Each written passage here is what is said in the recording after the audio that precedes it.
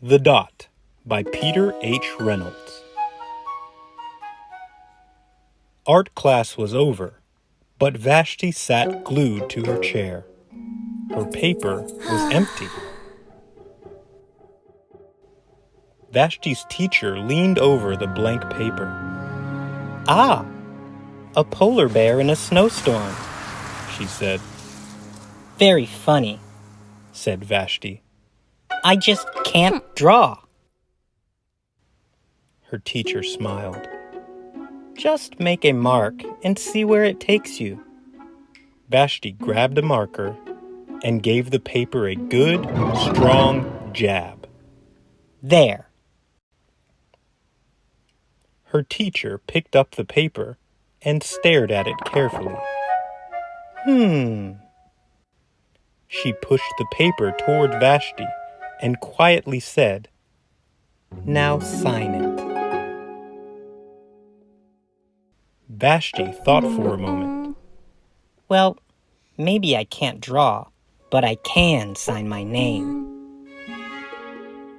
The next week, when Vashti walked into art class, she was surprised to see what was hanging above her teacher's desk. It was the little dot she had drawn. Her dot. All framed in swirly gold. I can make a better dot than that."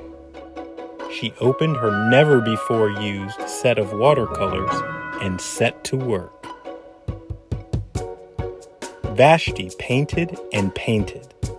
A red dot, a purple dot, a yellow dot, a blue dot.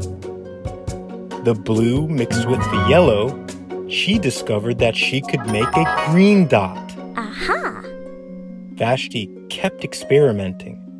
Lots of little dots in many colors. Goes here, and that over there. If I can make little dots, I can make big dots too.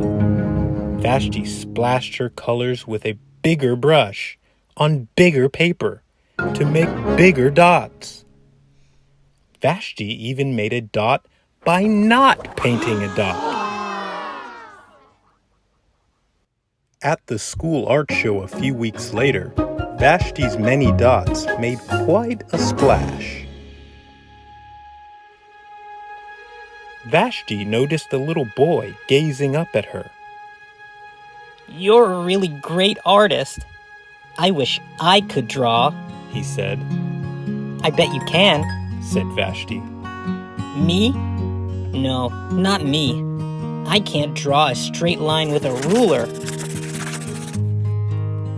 Vashti smiled.